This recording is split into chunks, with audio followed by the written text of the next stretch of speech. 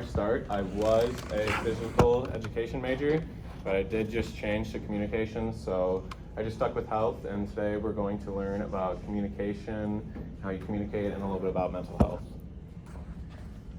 First we're going to do my Kahoot.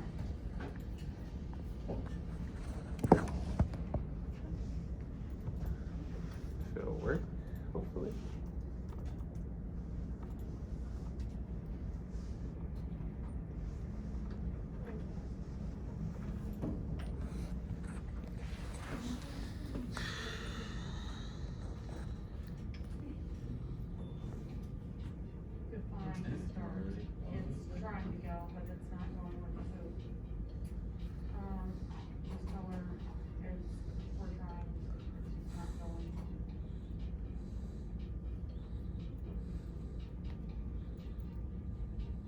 People should we have today? Like 11 or 12? You're not playing, right? I don't have it up yet, no. I'm 11. trying to get Zoom going. Well, 11 in class at least.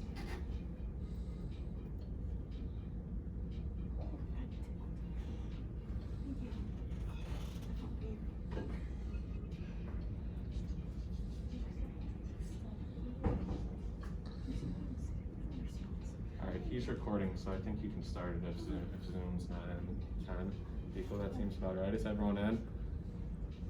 Yeah.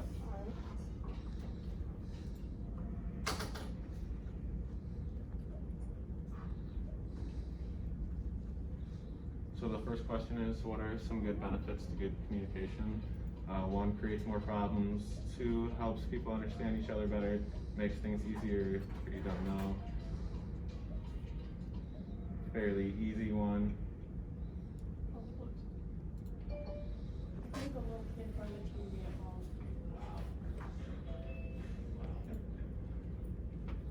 True or false? Good communication prevents misunderstandings.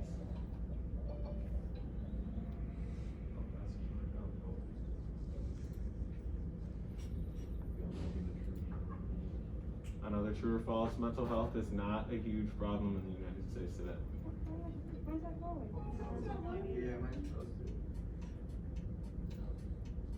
Well, that's not good.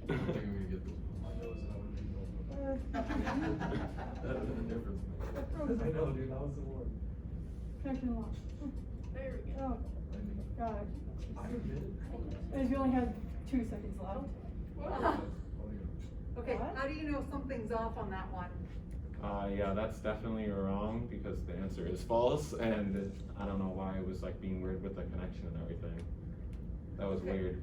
But here's the thing, this is excellent, because as a teacher, will this sometimes happen? Yeah, Okay, so when this happens, you're not gonna change this data, yeah, but you're gonna have to explain yeah, that I know when I gave the quiz, there was an issue with the last question, and so I don't have accurate data. Everybody got it incorrect, but I only had 5 out of 12. okay, And so you will just write about that in your teacher work sample final, okay, okay? But don't change this data, it's just gonna look really, really wrong. So for those of you that didn't get a response, which is excellent, cause it gives them a great example. It also gives you a little bit more taste of, I need to be patient, because as a professor or as a teacher, there are gonna be times when things don't go as you had planned, and you're gonna have to make adjustments. And sometimes, your argument could be, you know what, I did everything right.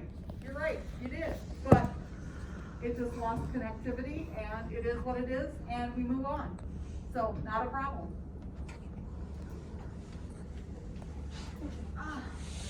Next one, what are the 3 types of communication? Oh, there's more, okay. Let's see if you can. Oh, I can really zoom down my This screen. is a tricky one.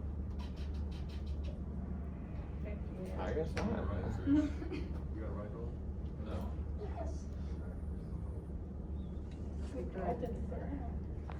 Another true or false. Thank Little you. things you do in your everyday life, like saying hello to a stranger, can impact someone far more than you know.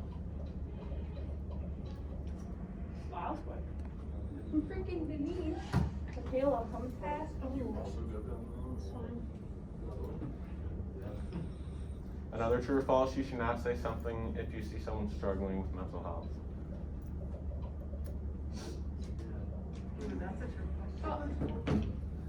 Are you okay? I just leave them alone. Let them be. And then last one, what should you do if you are starting to feel depressed? Go sleep. Go and sit in your room, eat ice cream, and watch Netflix all day, sleep it off, not talking to a friend and telling them how you feel, or talking to a friend. I'm glad we all know that. I like it. And that's it.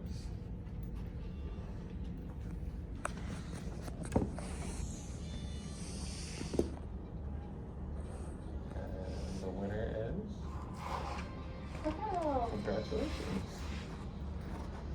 All right.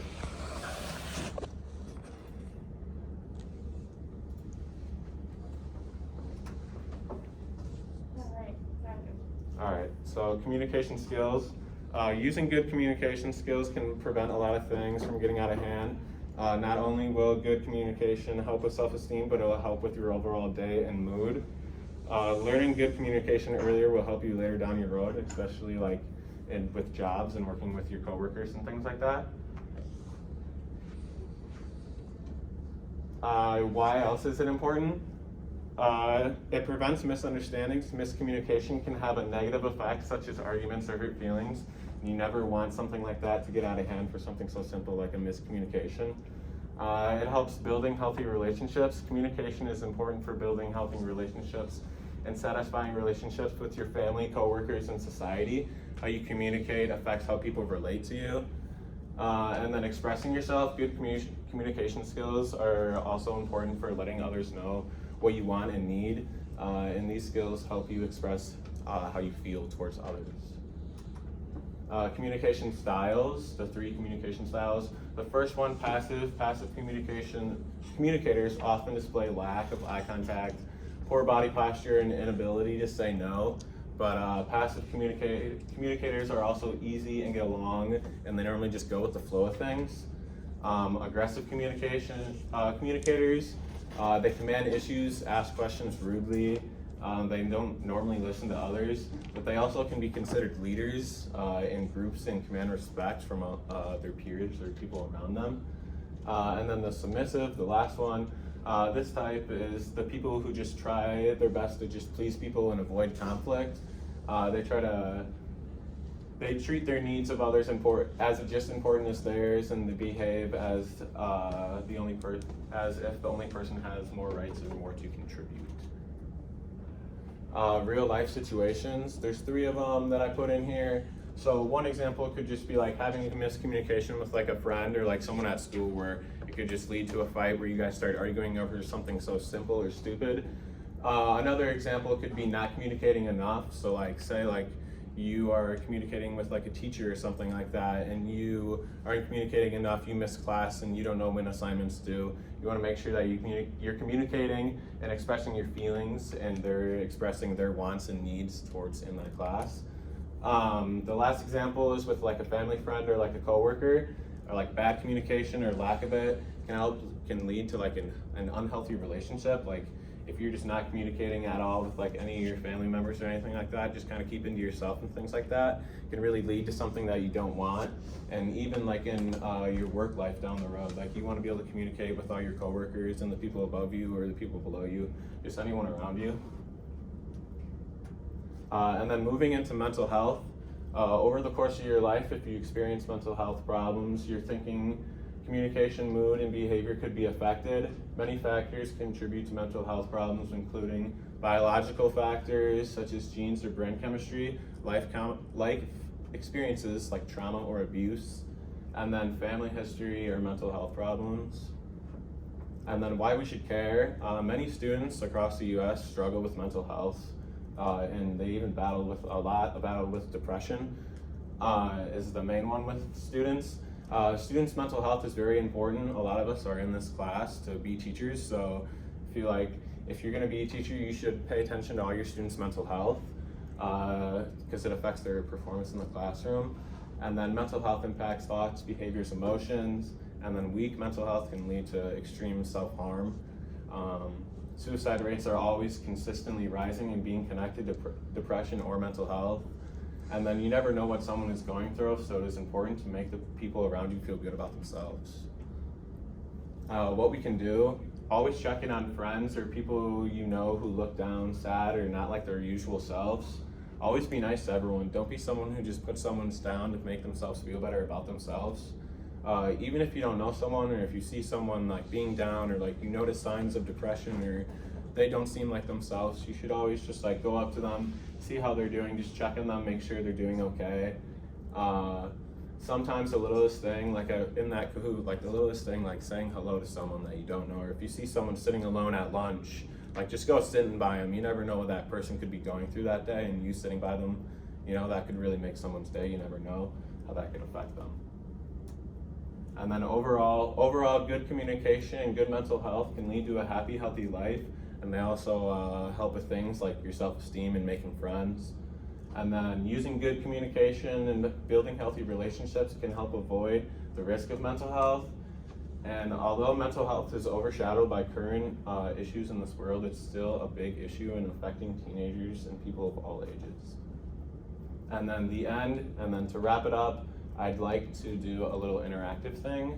I want you guys to give me one good example of good communication, then one example of bad communication, and then just one thing you guys take for granted that can make someone's day who's struggling with mental health. Just shout them out. I don't care if you guys just want to say whatever. What would be like one good example of good communication? Miles. Updating your teacher on why you're missing classes more. Yeah, I agree. I like that one. And then what about like a bad example? Miles. Not updating your teacher. And then like what's one thing you guys like take for granted that could like help someone who's struggling with mental health? Anyone. I'll take multiple. Smiling. I like that one. You know, just smiling at someone in the hallway, that could really, you know, if they don't know you, you know, they're just smile. If you just smile at them, you know, that could really, you never know. Just giving them a random compliment. Yeah, I agree. Holding the door for someone. What'd you say? Holding the door for someone. Yeah, I like that. You know, that's what I mean. I don't know a lot of people around here, but whenever I see people behind me, I always try to hold the door. So that'll wrap up my presentation. So that's it.